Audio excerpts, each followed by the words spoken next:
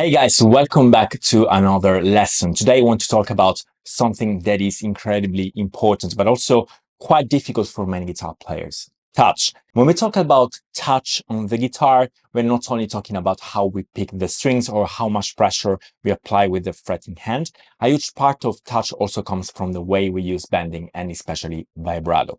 Vibrato is probably one of the most underestimated aspects of guitar playing together with bending. But these two techniques are not only there to make your playing more expressive, they are also among the things that clearly separate a beginner from a mature professional sounding guitarist.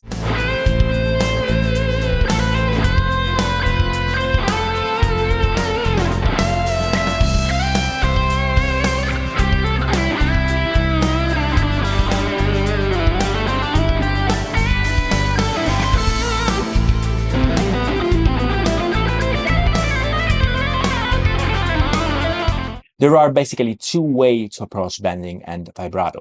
The first one is the completely wrong way. And the second one is the right way. So in this video, I want to show you exactly how to move from the first example to the second one. First, we will work on vibrato and then on bending. And finally, we will combine the two techniques together because this is where you can really start making your notes sound expressive, controlled, and professional. I've also created a mini masterclass on my Patreon page where you can practice along with me and work through a complete series of exercises designed for bending and vibrato. Those exercises will help you to improve your control, your intonation, and your overall touch on the instrument. But enough talking, and let's get straight into the lesson. All right, guys, the first thing first we have to talk about is vibrato, and especially the ability to play the vibrato correctly, because I've been seeing a lot of different methods, let's say in my experience as a teacher, and especially the beginners tend to play vibrato more like that, or tend to play vibrato more like, going more down, like, this is definitely out of tune. It's not really a vibrato. So you have to imagine that when you play a vibrato, when the string is released completely, like right now, for example, we are on the second string. This is my 0 point, okay? So the point in which the string is completely relaxed. And I have to go a little bit up and a little bit down, okay? And this movement makes the vibrato. So it's not this, or it's not this, okay? Or this, but it's mostly this, okay? So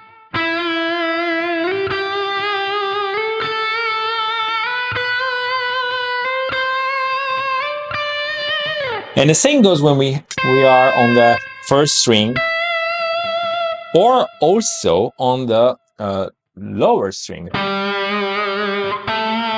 So you have to imagine that, for example, if the string is completely released, this is your 0 point, let's say, and you have to go a little bit up on +1, and then equally you have to go down to -1. So +1, -1, right? Another very important aspect that you have to count on is the fact that vibrato is follows naturally the tempo of the song, because we can play a vibrato in groups of 2 notes, so duplets. So it's like ta ta ta ta ta ta. Okay, it's the same with, or we can play the triplets. Okay, or we can play the 4 triplets.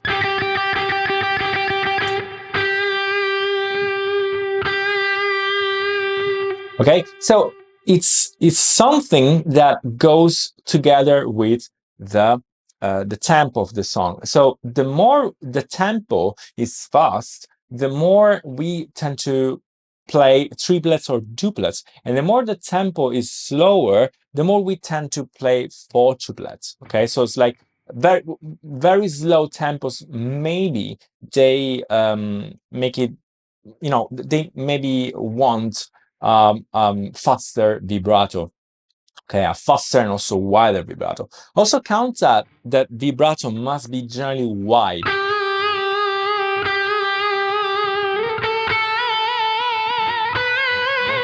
Okay, this gives more expression. Of course, you can use this type of vibrato. Why not? Also, Steve Vai uses the circular type of vibrato, which is good too, but it's a nuance. But in general, if you want to play vibrato correctly, you have to use this technique. Another very important mention is your thumb. I will talk about that also during the bending chapter. The thumb must be always out like that, okay? You don't play vibrato with your thumb behind like that. And the same with bending. And it's also a movement that starts directly from the from your wrist, okay? Never from your entire arm, or even don't do this, like shaking on the entire guitar. This works very well, of course, if you're playing live, because it's just cool, right? It's just you play a very cool wild vibrato while shaking on the entire guitar. This is, of course, very cool on stage. But technically, it's not about how much you shake the guitar. It's all about how you control it with your wrist here. So it's more about this type of movement than this one. So guys, another very important chapter is the bending, okay? Of course, bending and vibrato are linked together. So first thing first, what you don't have to do is this.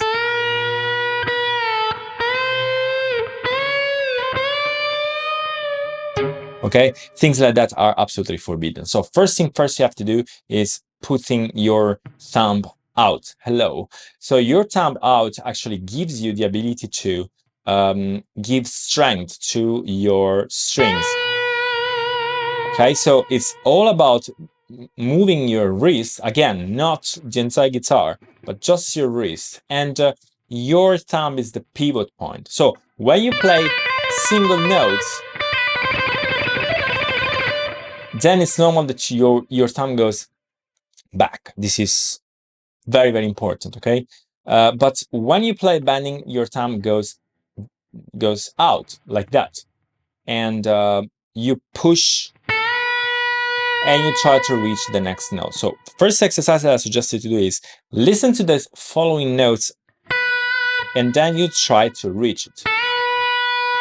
Alright guys, now that we saw together how to play the bending and vibratos correctly, I prepared for you this play along exercise. So you have a backing track in C major. I will leave you the chord changes outside, and I will be playing 4 bars all the time, and then I will leave you 4 bars empty, and you have to fill it in and improvise with me, trying to go accordingly to what I play, more or less. So I play different types of melodic phrases using the different types of bending and vibratos, mostly vibratos in triplets, but also in 4 triplets and sometimes in duplets. But the point is that you have to be melodic and try to visualize the scale along the neck. So it's always the C major scale. Try to visualize it on one single string at a time, so everything horizontally, and then try to mix up the different strings while you are playing, and always focus on the vibrato. Try to play the vibrato on the tempo, and always try to reach the note of the bending. Try to have a perfect tuning with your bendings. This is crucially important. I suggest you to start first with the bending. Try to be in tune with the bending, and then little by little adding the vibrato.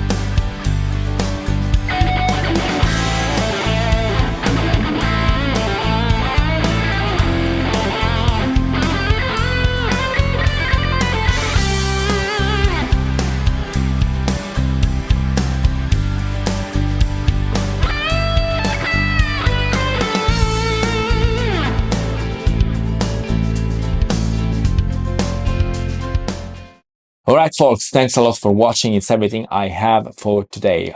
Don't forget to subscribe to the channel, and also let me know down in the comment if this lesson was useful for you, and which are the new lessons that you want me to develop for you. Also, don't forget to subscribe to my Patreon page, in which you will find all the tabs, transcriptions, diagrams, and mini masterclass, and all the lessons materials that I don't publish here on my YouTube channel. So thanks a lot for watching, and I will see you all next time.